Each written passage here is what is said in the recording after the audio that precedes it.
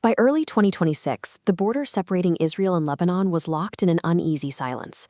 A fragile ceasefire from late 2024 was holding, but barely. Across the region, the geopolitical map was shifting beneath Hezbollah's feet. In Syria, the ruling Assad family had been ousted, replaced by a government pursuing strict pro-Israeli policies. In a matter of months, Hezbollah lost its primary logistical land bridge and military neighbor. At the same time, the United Nations was winding down its presence.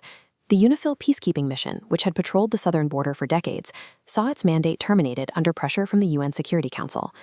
Without the Syrian army at its back, and with the UN buffer disappearing from its front, Hezbollah was completely exposed. The environment was primed for a localized incident to trigger a massive fire. That trigger arrived on February 28th. The US and Israel launched a coordinated air campaign deep into Iran, assassinating Supreme Leader Ali Khamenei. As Iran's most heavily armed proxy, Hezbollah faced immediate pressure to respond. Within 48 hours, they launched rockets and drones at a missile defense site in northern Israel to save face. Tel Aviv had been waiting for exactly this kind of opening. Israeli officials immediately seized on the rocket fire as justification to permanently remove the military threat sitting on their northern border. By defending its Iranian patron, Hezbollah handed Israel the exact geopolitical cover it needed.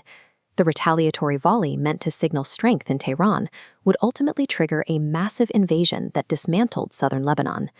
This map of southern Lebanon illustrates the sheer scale of the invasion. The Israeli Defense Forces deployed 5 entire divisions across the border, issuing forced displacement orders that rapidly expanded northward. In a matter of weeks, those evacuation zones covered over 1,400 square kilometers, 14% of the country's total territory. As the highlighted buffer zone expands, it physically erases entire border towns. Communities like the Hezbollah stronghold of Bint Jbeil were targeted for systematic demolition, flattening the landscape to clear the ground entirely. To lock down this newly cleared zone, Israel systematically cut the region off from the rest of the country. They targeted the main crossings over the Litani River, completely destroying the critical Kazmieh Bridge. This military campaign functioned as a physical amputation. The IDF was deliberately severing the territory south of the Litani from the sovereign state of Lebanon. By early April, international panic forced the major players to the negotiating table. The United States and Iran managed to agree on a temporary 2-week ceasefire, and Hezbollah signaled it would pause its attacks in tandem. But the Israeli government explicitly rejected this interpretation. Officials in Tel Aviv announced that the truce signed with Tehran simply did not apply to their operations against Hezbollah. Just hours after the global truce was declared, Israel launched Operation Eternal Darkness. Within a 10-minute window, the military hit over 100 targets across the south, the Bekaa Valley, and Beirut, executing the heaviest bombardment of the war. The promise of a ceasefire had briefly lowered defenses. The diplomatic process itself became a mechanism to concentrate military force, allowing the destruction to accelerate while the international community debated terms. In Beirut, the complete loss of the South triggered a massive internal political fracture.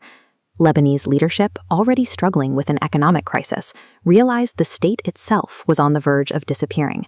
Prime Minister Nawaf Salam took an extreme step. He issued a total ban on Hezbollah's military activities, demanding the militia surrender its weapons to the Lebanese state and restrict itself exclusively to politics. The government then turned on Hezbollah's primary backer.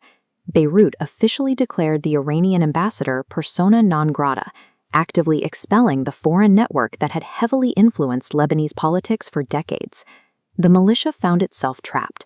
It was facing total military dismantlement by Israel in the south, while simultaneously enduring absolute political excommunication from its own government in the north. The human toll of this collapse escalated at a terrifying rate.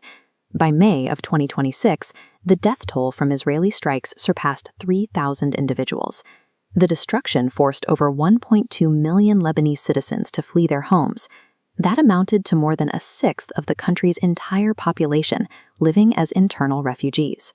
The crisis reached such a severe pitch that hundreds of thousands of Syrians, who originally fled their own civil war to seek safety in Lebanon, actually packed up and migrated back into active combat zones in Syria to escape the bombing. In a matter of weeks, the conflict generated one of the fastest-growing mass displacements on the planet. shattering the demographic stability of the Levant.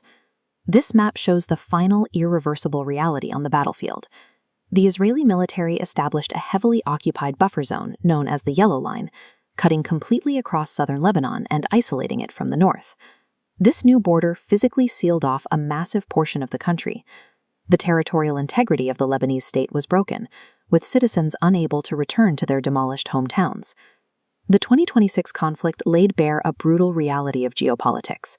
When superpowers and major regional players decide to clash, the actual fighting rarely happens on their soil. It is the proxy host nations that pay the ultimate price of total collapse.